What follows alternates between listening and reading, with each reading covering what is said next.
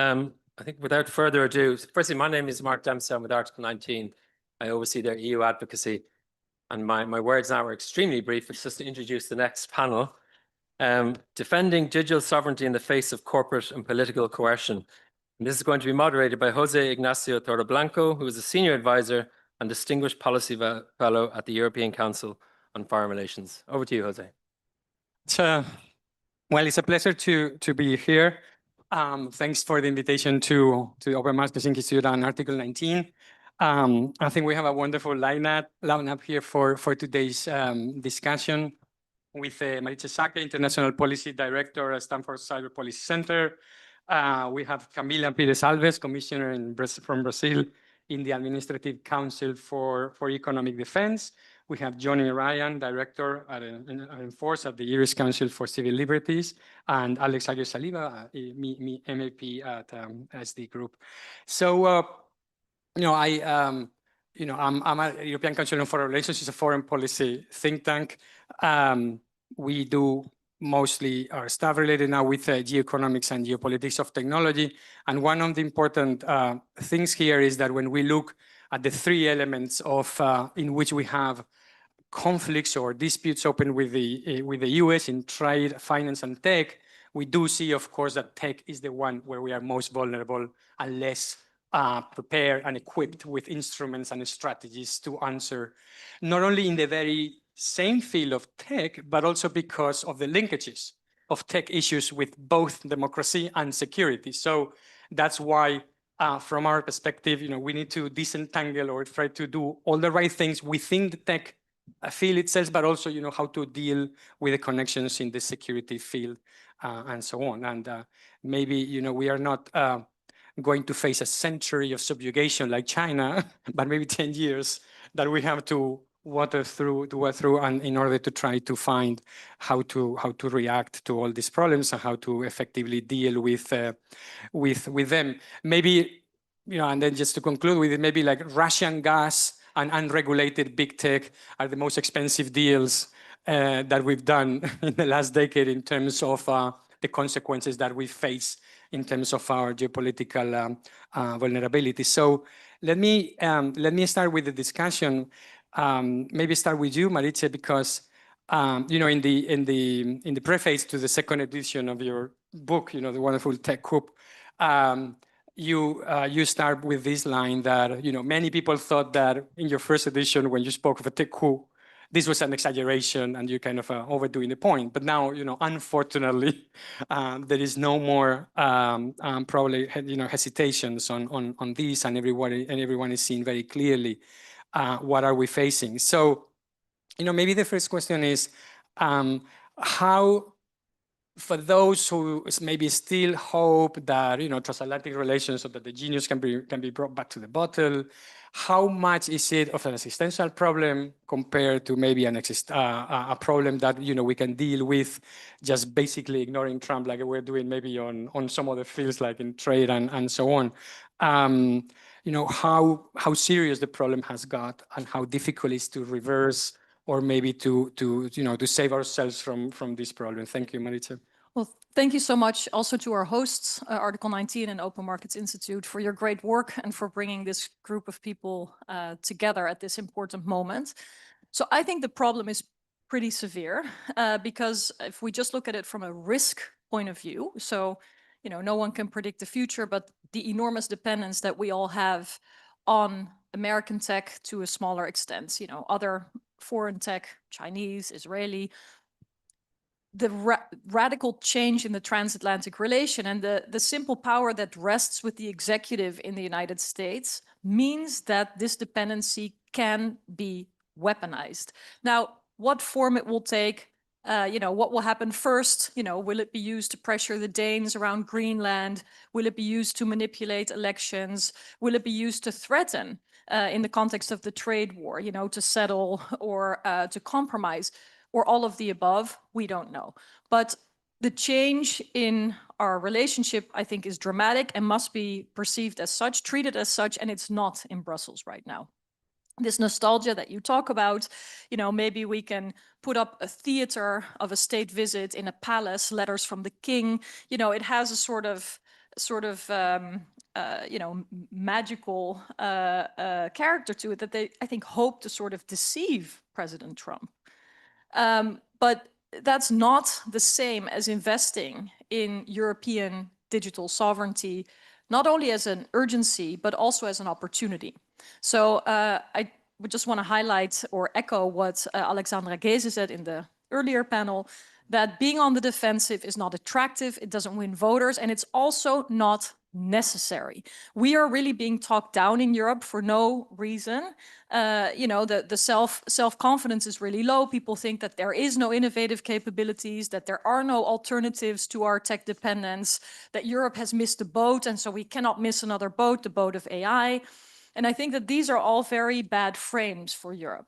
If the politicians would not be so nostalgic, but would be more empowered to challenge the Trump administration writ large on anything from Middle East policy to trade policy to attacking the rule of law and democracy and the international order, we would start at home by saying, look, this dependency was undesirable from an economic perspective to begin with. Read the Draghi report, see, decades of diagnosis about the lack of access to capital, for example. But the added dynamic now is indeed the one of threat to national security. That the dependency can be weaponized, and that risk in and of itself, the unreliability of American companies, the risk that they will be subject to sanctions, or that they can be used for political pressure. The fact that these CEOs have such strong political agendas aligned with this US administration that is anti-European in so many of its behaviors tells us enough. And so I would love for the Commission, the member state capitals, to leave the nostalgia for another day, to leave the sort of luring of President Trump, and to really go to self-confident use of this moment as an opportunity to really get going with this digital sovereignty, because it's been talked about for years. It's not difficult to know where we have to go, but we have to change our behavior more rapidly and more systematically in the choices that your average hospital, your average small town government, your schools, your museums, all your public organizations are huge subsidizers of this Silicon Valley. And I don't think people want this, but they don't appreciate that that is what's going on. The amounts of money that Europeans are spending in Silicon Valley are propping up this administration, are propping up the stock prices, and are actually feeding the monster that is actually out there to bite us. And we need to change that dynamic to a more strong, innovative, and self-confident sovereign Europe. Thank you. With this, maybe I jump to, thank you, Melissa. Maybe then we will jump to you, Alex, because you've also been critical of the Commission strategy. Maybe some people are depicting this as playing dead, to try to see whether the danger will go away. Is it? And we had this discussion also in the panel before. Do you see kind of a freeze, a temporary pause, or a kind of a reflection period in the Commission as to what should be done in order to see things maybe not spilling over to security or other issues? No, I am totally in line with what Mariette has rightly said, that I think that the biggest issue that we are facing right now is the issue of being more courageous, being more ambitious as a European Union. I think that this ambition was not lacking during the last mandate. We have seen very important pieces of legislation from the Digital Markets Act, Digital Services Act, the AI Act. We were pioneers within Europe when it comes to regulating the Wild West that we were ultimately facing within our union, and all the harms that ultimately we were facing. And I believe that with the current geopolitical context that we are living in right now, with the issues and with how basically President Trump is treating not only the European Union per se, but also how he is aligning himself very closely with these big tech, US big tech oligarchs who are doing and being given red carpet treatment to do what they really want. Not only in the US, but also the messages that the US will be retaliating against Europe if we enforce our legislation. I think that this is very dangerous, and therefore we need more, not only ambition now, but courage from the European Commission. When it comes to the Digital Markets Act, we have seen some bold actions that we saw also during the past mandate in a number of investigations, and also when it comes to enforcement and pushing forward competition legislation. But I think, for example, the Google attack case, the investigation under the DMA and being piloted by Teresa Ribeira is a step in the right direction. But again, when it comes to the DSA, we also need now some visible results that would give us a standing, not only within Europe, but also internationally, that women business, that ultimately our legislation is not only there beautifully written down on paper, but that we are able to enforce it. And apart from the issue of enforcement, I think that we would be doing and when we would be sending a very distorted message if we use the digital omnibus, which will be published next month, next November, to play with the US narrative that we are going to simplify our legislation for the sake of US big tech. This will be, I believe, an issue that will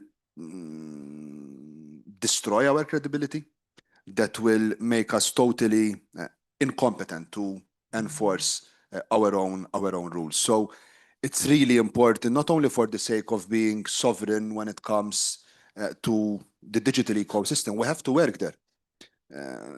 If you look at numbers, basic numbers, from cloud infrastructures to platforms, which have become the new public utilities of our time, we are still lagging behind. But this is not a question of a race for Europe to be just more competitive and have more made in Europe digital technologies. No, it's an issue of creating a European digital ecosystem which respects our values.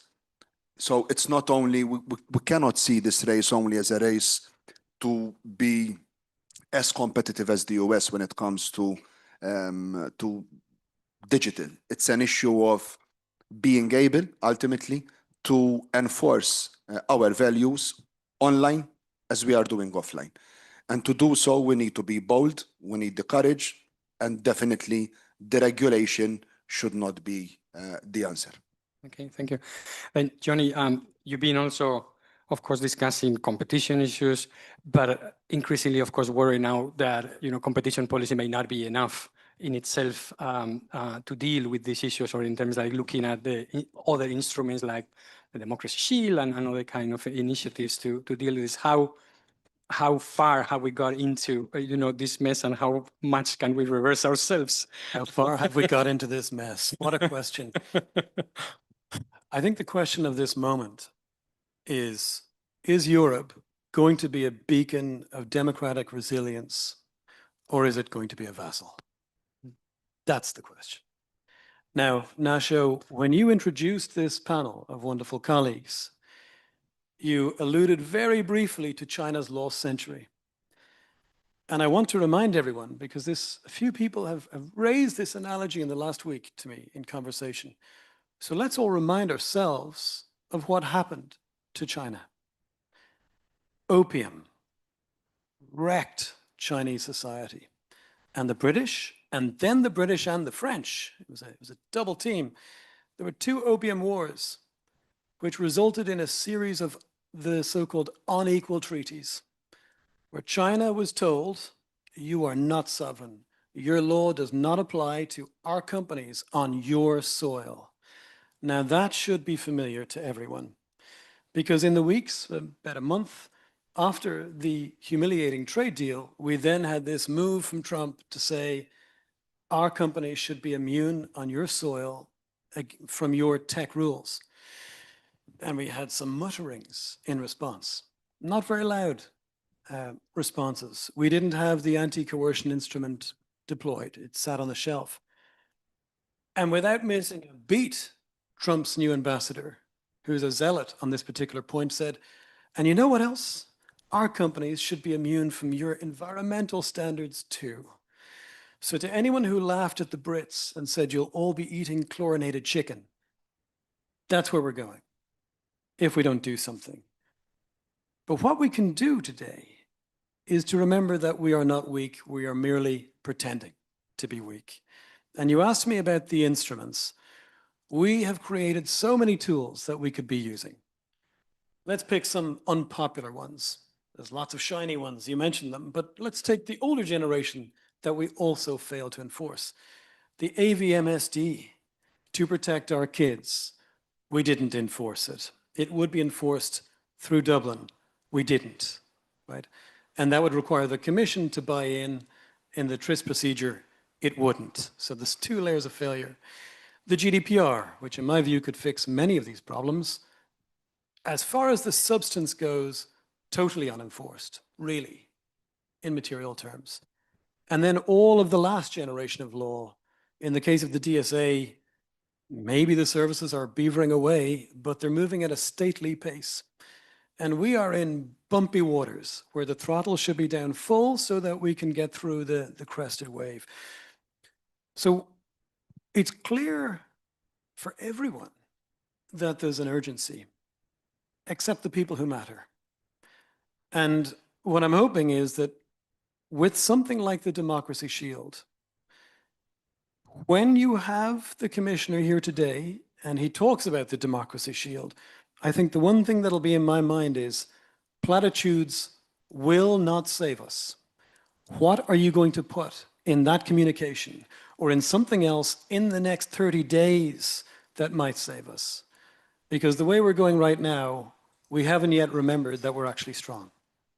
No, that's a great point. And we will open the debate on precisely, this what to do next. But let me first turn to Camila, because I don't know. Well, not fortunately for Brazil in a sense, but we're not alone in this fight.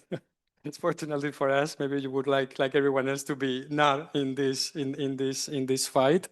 So of course, Brazil has also faced and continue to face the coercion, and has also been leading in taking some very courageous decisions, which caught the eye of everyone. And we're very grateful for you coming all the way to discuss this with us. So, so what is your reading and of the situation? And then in terms of what are you doing to create or recreate, digital ecosystems which meet these criteria that we're all trying to, to set up? Yeah, sure. First, thank you so much for the invitation. It's a pleasure to be here. I'm going to focus on the competition side of the problem. So I'm pretty sure that we are all very aware how the risks that we are facing globally right now are not abstract, and they materialize when critical communication, cloud infrastructure, mobile distribution, and AI inputs depend on few globally controlled gateways. So the Brazilian experience illustrates this, and the problems are quite similar, not the same, but similar. We know we have all the developers, retailers, restaurants, fintechs, media outlets, and everything with cost structures that sustain barriers to entry. And what we are going to now is that we believe that this sits within a broader policy context. So Brazil's digital agenda combines online protections for children and young people with a stranded data protection authority. It advances proposals to update competition tools for platform markets. And it is debating about a data-centric strategy to promote resilient and sustainable infrastructure. So these initiatives are complementary, but my focus here, as I said, is competition and platform economic power.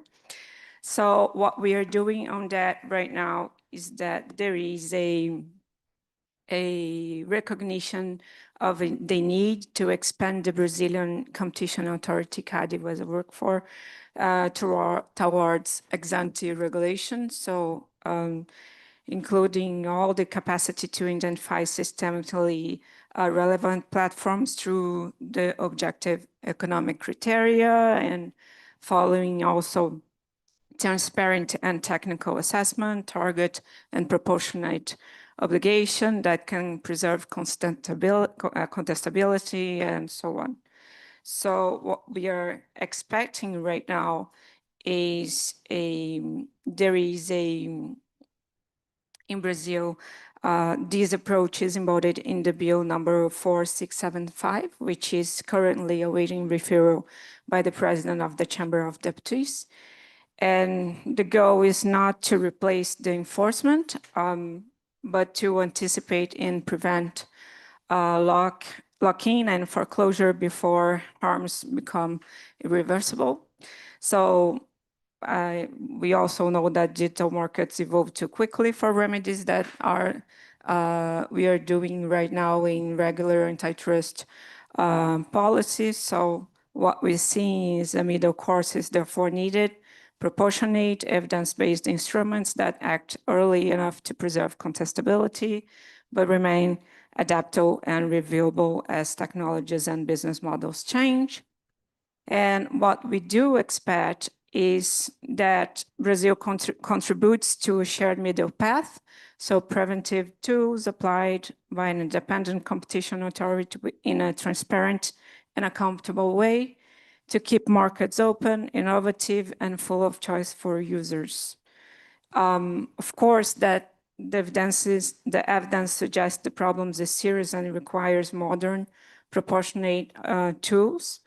So an upgrade of competition policy for digital markets can expand options and improve outcomes for firms, workers, and consumers without collapsing the distinction between economic regulation and content matters and without isolation. So it's an agenda of sovereignty through openness, interdependence, cooperation, and contestability. Thank you. You know, Johnny was discussing or putting on the table the idea that, you know, we don't have time or that, you know, that we need actions. We have a panel on the Eurostack and kind of in the long-term investments and the long-term strategies. But I wanted maybe a reaction by you, Marietje, and so also you, Alex, but also in terms of the time pressures. Do we have, like we tend to think that, okay, in 10 years time and with 300 billion, we will be better off. Yeah, that's maybe reasonable. But do we face crises or situations to which we will not be prepared, and we need precisely to take these kind of decisive actions like stepping up the anti-coercion instrument, or as you say, enforcing existing legislation in a more muscular way? What is it that needs to be done kind of right now, between now and when you have this stack of technology available or not? Yeah, so I would not treat digital sovereignty or Eurostack as a long-term strategy. I think that's one big mistake, because it's actually something that we could do steps towards every day. And that's what needs to happen. So, you know, yes, we have to enforce laws that are on the books. It's another kind of sovereignty. You know, it may not be sort of infrastructure and technical alternatives, corporate alternatives, but it's, you know, democratic sovereignty. You have a law that's legitimate, and if you're not going to enforce it, you're eroding it under pressure, and that's a sovereignty problem. So I think there are multiple facets of sovereignty. But, you know, one of the challenges that I've identified is too few politicians are talking about tech policy because they've been scared to think that it's too complicated. And it's not. Because a lot of this, you know, Sasha mentioned it in the first panel, is about what do we want for our kids' well-being? What do we want for our democratic debate platforms, communications between people, news media? What do we want for our national security? What are our obligations? What are our concerns? How are we going to tackle them? This is all the matter that politicians talk about every day without degrees. And actually, you know, most of the issues that we are facing right now are of a moral character. And so I think we need to politicize the tech discussions in the sense of making sure that everybody feels a stake in it. You know, I'm from the Netherlands. We have elections in a couple of weeks. There is, and I'm not exaggerating when I say, zero discussion about the role of technology. There's hardly any discussion about geopolitics because everything is, again, about migration and housing, which, are important topics. But if you would close your eyes and listen, you would think that we were having a political debate that might as well have been 5 years ago or 10 years ago, as if the geopolitical situation hasn't changed, as if technology has not changed our world. And so there's sort of an alienation, is what I can only conclude, among politicians. And I think one of the challenges is also that the notion of dependence is an abstract notion. I mean, people understand, okay, dependence is not good, but what does it mean practically? So, for example, I urge the Commission to, maybe the Parliament can help encourage this, to mandate a mapping of our dependencies on foreign technologies. All countries, but we will know that the outcome will be significant dependence on US technologies. But I want this to be concrete so that when somebody says, Mr. Prime Minister or Miss Minister, why don't we have a national cloud? That this person, if they say, well, we want to develop it, the journalist asks, what's the budget? 3 billion. Oh my God, nobody has 3 billion. That's going to be mission impossible, long-term project. This is difficult. I want the politician questioned to be empowered to say, well, if we would take 20% of what we're spending on US cloud companies and redirect this to a national cloud, we could already have A, B, and C. So, it needs to become politically much more of an easy, accessible, and normal discussion about how we tackle this dependency. And so this mapping I see as a step in between, but it's also a matter of what the Commission can do itself. If the European Commission starts spending money on European-made technology, there will be a example effect flowing from it, meaning because the Commission does it, for example, they read the contracts that exist as being legitimate to invoke a national security exemption or an unreliability exemption, all within competition law. This will send a signal to all public institutions that they can in fact do the same to rescind existing contracts. That's one step that really would send an enormous message to markets. So that's one. And then, of course, start spending differently for new contracts. But you have to help people understand what is the space within competition law, what is the goal that we have, how urgent is it that we are going to get there, and empower organizations step by step. So, for example, also do guidelines on public procurement so that any organization that is in fact worried about its dependence. I don't know any organization, civil society, corporate, or otherwise in Europe that's not worried about this. But you have to empower them to do the right thing. And that can only happen when politicians and institutions here set the right example and show that this is not a long-term issue, but it's an immediate urgency, and that we are empowered to be a part of this change. So these are a couple of examples, but I really think that this is not rocket science. It's about breaking it down and empowering people where they lack information, we offer information. Where they lack facts and figures, we offer facts and figures. But also we want to see this embraced as something where we can all take concrete steps and where it's actually a good moment to strengthen Europe, to finally build that digital single market that people have been dreaming about, and to indeed make the tech layer part of being this rule of law-based digital champion, or whatever the words were that Johnny used. The key question that we have to answer is Europe going to be that beacon of democracy, including on tech, or be a vassal? And the good news is that there's so much we can do because there's so little that we've done. All we have to do is that we have to start. Amazing, thank you. Alex, maybe you want to comment on this one? Yes, I think that it's not an issue only of national member states investing outside of our continent when it comes to digital resilience, but we are also doing it as a European Union. We have the Recovery and Resilience Facility, which was basically continuing to increase our resilience on US hyperscalers. Basically, we were funding and putting our money not within European industries to be able to help them, at least to be an alternative for US big tech. But ultimately, we were also using those funds to continue to help these hyperscalers outside of our continent to continue to grow and therefore continuing to increase our dependency on them. So I think that if you would ask me, are we already too late? We don't need numbers to prove that we are already too late when it comes to our dependency. I totally agree also with the point that it's also a question of communication and ultimately the perception of our citizens. The issue of digital sovereignty is definitely not being communicated correctly enough with our citizens.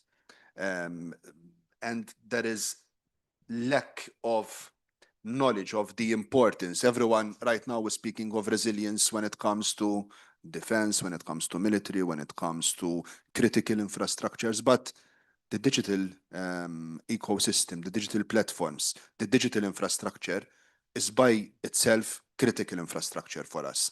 So it is of utmost importance to take this seriously, not to continue to organize countless events, activities, discussions, papers ad nauseam, and at least not taking a concrete action, proactive action to send a message out there that we can do something about this, because ultimately, because a lot of people are saying, even when we are meeting our constituents, that this is a beautiful topic when you speak about digital sovereignty, but how can you achieve it? It's impossible. We are already too late and we cannot do it, but we have to start from somewhere. I was looking at a FEPS paper, which was very interesting, and they pushed forward a number of initiatives where we can start at least to send a message. For example, when it comes to platforms, we cannot create an alternative for Instagram, Meta in 2 years, in 3 years. But when it comes, for example, for education, can't we invest directly in creating an educational platform where universities, secondary, primary schools, at least have a platform, a European platform, which represents our values, which is safe for our children, which is ultimately keeping sensitive data within Europe? We have to start from somewhere. So it is useless to continue to speak about channeling the right investment, about having new funds to help our businesses, to help our innovators, and we have the best innovators within Europe. I think it's a question of we have to start from somewhere in a tangible way, which until today, we surely haven't done. Yeah, maybe we have the luxury of having with us Nicu Popescu, who, as you know, was Deputy Prime Minister and Foreign Minister of Moldova on 2 occasions. And I think there are maybe some lessons being learned from countries as Ukraine and Moldova, who had to do things which had to be done, and they didn't have time, resources, or sometimes even the knowledge to do that. But under pressure, they managed to do it, like turning electricity grids westward instead of 3 years, which was what every expert said they needed to do it, but do it in 3 years. And then in the last Moldovan election, I think we had a very good example of how could you put together a team comprehensive, looking at all aspects of election integrity, from cyber to interference and also platforms and so on. So my question with this, John, is when, if we move into a national security or at the European Union level, at an economic security paradigm, and we try to frame all of these under these, or at least part of it, and we bring together instruments which are maybe fiscal, but also public health, and you start looking at this, with all the tools, is this something to be gained for that, or are we gonna just complicate our lives even further by putting all this together and trying to design the instruments, the strategies, and so on? I hope so. I think, I'm not sure, but I think a decade ago, I stood here in this room, and it was a meeting of the European Data Protection Supervisor, and I was explaining, using slides behind me, how something called real-time bidding works. There's a few titters for a very good reason. That was an industry I worked in. It's a big part of the online advertising industry. Now, I was explaining to the data protection community of enforcers, this is the biggest data breach ever recorded. I'm in industry. I'm telling you how it works. And not only was it the biggest data breach today, but tomorrow it'll be bigger. It keeps breaking records. Now, speaking of records, I've been saying that for a decade. So fundamental rights didn't do it.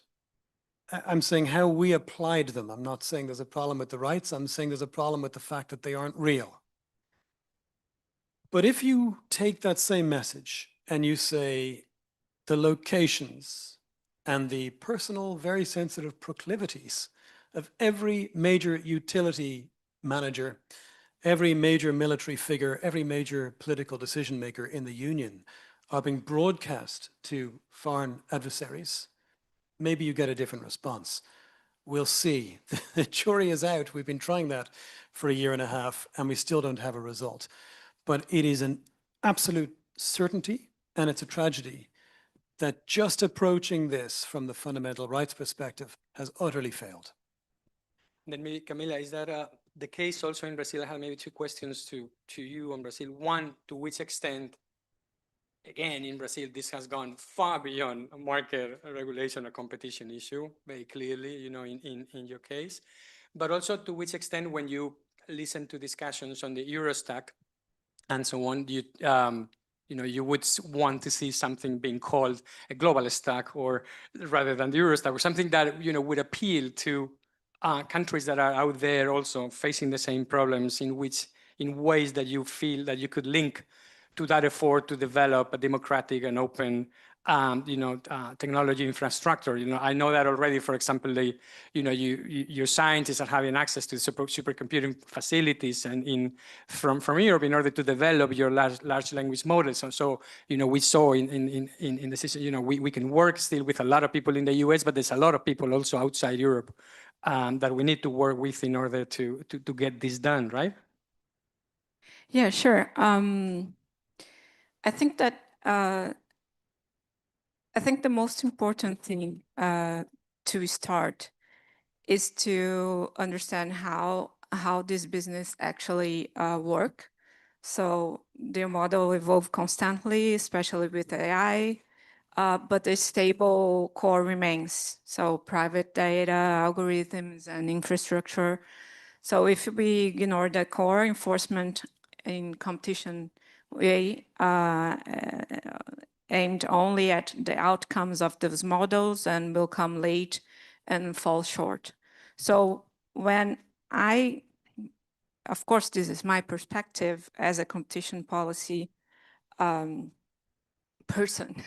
I think that this is why economic regulation matters, because competition tools, when applied carefully, can help limit the market power of systemically relevant platforms, for example, and as the bill defines them. So I think that what is important here for this part of the enforcement is to understand what is needed and how is the instruments that can be adaptive and credible enforcement and tools that act early enough to preserve contestability yet remain flexible to accommodate innovation and technology change.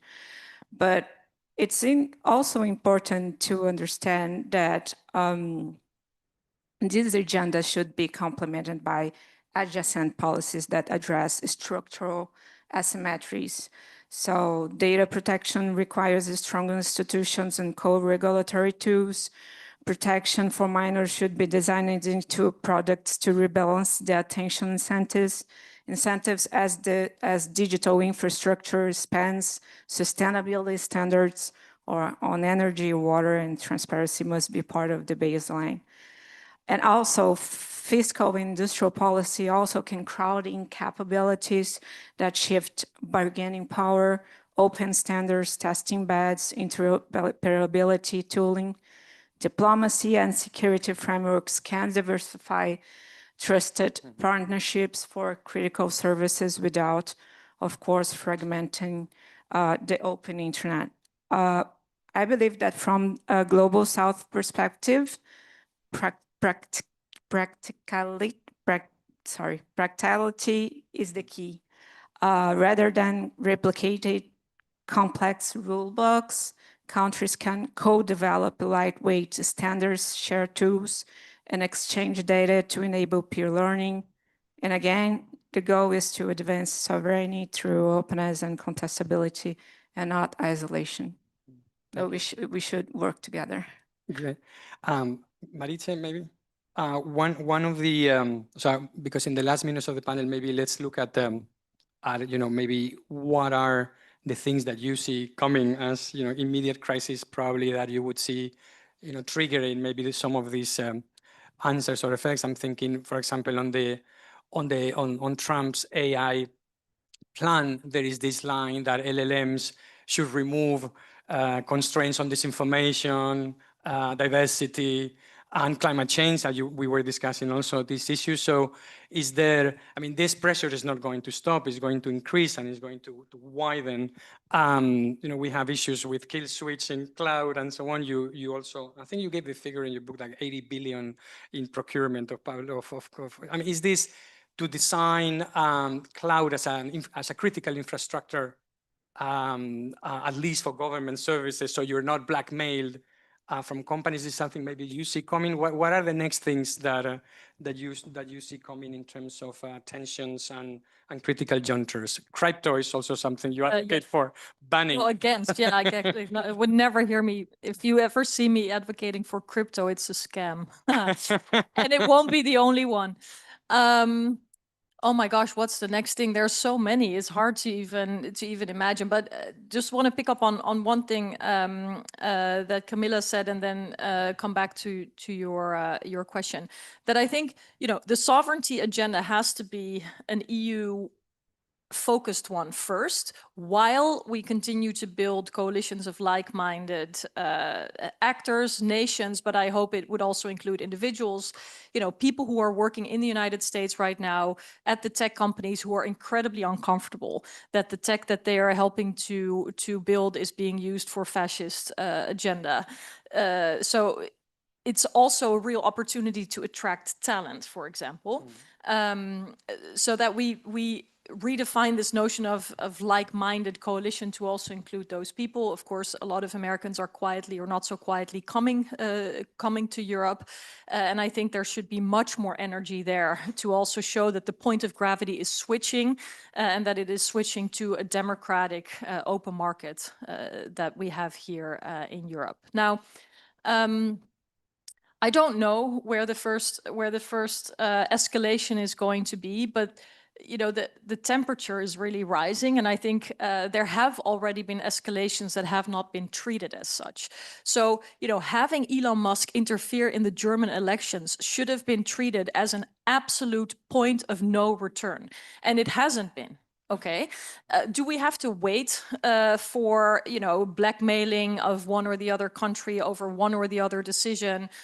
Do we have to continue to accept, you know, what's sort of a public secret that the big tech companies blackmail governments into removing investments if they take some sort of decisions left, right, or center? I think the mood of crisis in the transatlantic relation has already, you know, tainted everything related to tech. And, you know, instead of maybe waiting for some kind of escalation or action from the other side, why don't we just get our act together and focus on the actions we can take right now? I love how you mentioned Ukraine and Moldova. Ukrainians, if somebody would told me 5 years ago, Ukraine is going to be a lead innovative producer of drones, I would have been like, okay, what is happening here? Under pressure, so much is possible, but I'm afraid, going back to the public debate, AI and tech not being a subject in elections, digital sovereignty being much more of a sort of phrase in papers than a thing that people feel in their hearts. We need to mobilize the population to be a part of this. And politicians need to use language that is accessible, take leadership that breaks down the aspirations that are big and problematic into bite-sized opportunities, because otherwise people are already depressed. I mean, you know, it's a pretty shit moment to be in anyway, with regard to democracy, geopolitics, the position of Europe, climate change, the Middle East, everything else. So it's important that when we try to tackle this issue, that we don't wait and that we take actions instead of more strategic concepts. And I fully believe it's possible. Like, I don't think there's anything, if we were to be locked up in this room for like 5 days, we could come up with sort of concrete action steps that can be distributed maybe on leaflets and shared across the EU that can be done starting a minute ago. And I think what's needed more than anything is this mental shift of where we are, and not to look elsewhere or to look at the past for guidance. So that's the last thing maybe I'll say, what irritates me about the EU, even though I love it at the same time, is only in Europe is it possible to compare what's being done to how things done. So to say, oh, well, the budget is great because we got 20% more, or, the GDPR is great because we're now integrated and we weren't in the past. The only question that matters now is what we're doing enough to tackle the problem. It's not relevant whether it's more than we used to do. It's not relevant whether it's the sort of best political compromise that was possible. What's relevant is whether we're doing enough. Yeah. And this is maybe for the final round, Camila, that also you mentioned the experience of the German election, how little was done. But in Brazil, you had an election already in which you did see things, from your electoral court that were important, and people looked with a lot of interest. And now you're going to face another election with a sheer pressure, not just from the platforms as such, but from another foreign government as such. So how are you viewing the concrete actions that you could do, I mean, both in Brazil, but also, internationally, by working together with others in order to make sure that your next election is fair and is not interfered from abroad? Well, I think that for me, it's hard to say because I'm really in the competition discussion and I do understand that there's a lot of issues on that, and they're really important. But I'm also I also consider that when we are as working in a competition authority, I think that the efforts that we are doing right now is to go into the sovereign, and again, making it not as an isolation, but make it as a credible options. So I think it's like, as you're saying, it's really hard when we are in a kind of trying to making efforts to go into a direction that needs cooperation and integration. But it seems that you're saying and talking a language that nobody's understand, and it's very common with competition policy and in Brazil. So even when we are talking into the digital community, it's really hard to connect competition issues with other issues, and we really need to go into this to these efforts and make it more clear and more united. The effort to go into a more developed and to go into the gatekeepers problem. So and one thing that it's very important is to understand, for example, when we talk about the regulation new design, that what Brazil is trying to do, it's to, for example, design tailored obligations, so not blanket rules, so we can identify systemically relevant platforms through objective thresholds, and then calibrate these obligations to specific and strategically defined bottlenecks. So this is strategically is very important, I believe, for Brazil, for example, because you can calibrate what you want to attack first. Exactly. And then maybe you can connect more easy other parts of policies and other connections of policies, not an isolated competition efforts, but thinking about other, I mean, goals and targets that you want to attack first. And again, I think this agenda works best when anchored in infrastructure governance, for example. So contestability should be paired with sustainability, and we need coordination among regulatory communities. And I think that resiliency needs the plan B that stay open. Public systems should include continuity, safeguards, and tested backup plans. Procurement, as you said, can support this by favoring multi-cloud strategies and easy data portability so that service can move safely and quickly when needed. And for us, I think that from a global South perspective, practical and scalable solution matter most. So open standards and CIPO compliance models allows regulators in Brazil, India, South Africa, and elsewhere to act without heavy resource. And also, again, prioritization is essential. I think European cooperation with the global South, for example, can help build us as a third path of openness and contestability, avoiding new digital divides. Yeah, so we have 2 minutes for each to conclude the panel. Maybe, language of tailor obligation sounds very well. Some people say that these are discriminatory tariffs. At the other end of the Atlantic, Johnny. So when you asked Marietje that question, what are the things coming? I started scribbling and I figured them all out. So let me tell you, what's going to happen. No, let me tell you the questions I'm thinking about. First question of 4, will Friedrich Merz realize that this tech stuff is existential for him politically? It's existential for Germany. Because if he realizes that, the game changes, I think. The second question, will the European Commission remember that democracy is a fighting sport? And that means that the slow, steady, graceful pace will have to change. And that applies to Eurostack, it applies to enforcement. And as a rider on that, third of the 4, will the Commission finally start putting pressure on Ireland to no longer be a haven for the giant Chinese and US firms?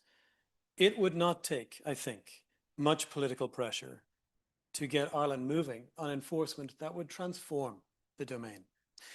And as a final question, will we learn to learn from Brazil? And will we find and replace all references to the Brussels effect and change that to the Brazilian effect? And will we learn that the way you deal with a bully, okay, you can run away from him, but if you're not fast enough, punch him in the face. Thank you, Jonathan. And Alex, a last word, thank you. No. If you tell me what is the biggest urgency, I think that the biggest urgency that we're facing as a European Union is the fact that we have to make it super clear, very clear, that European Union legislation is not up for bartering when it comes to trade agreements. I think that this is the starting block for everything. So are we in an escalation right now? Yes, we are. I think you have to be deaf, blind, not to understand that we are in an urgency. It's not only an issue with the meddling of X in the German elections. We had Romania. We have Mark Zuckerberg dismantling all mechanisms when it comes to fighting disinformation. We have President Trump, who 2-3 weeks ago told us that after the US take-up of TikTok, that this will be MAGA approved and a MAGA system. So if we truly believe that platforms have become the new public utilities of our time, that platforms are ultimately conditioning our values, our democracies. They are conditioning our elections. I think the urgency is there. So I am going to close with the same remark that I opened up with. This is an issue of having a European Commission which is bold, courageous, and not giving in to bullies, because ultimately these are all bullying tactics. During the last mandate, we have seen and we have witnessed this ambition, this driving force from the European Commission, from Margaret Vestager, from the previous Commission, to not only enforce our legislation, but put on the table stronger legislation to take back control. Now it's the time not to reinvent the wheel, but ultimately to send a message out there that we mean business. And we can only mean business if we enforce our own rules. Thank you so much, and I think it was an incredible panel.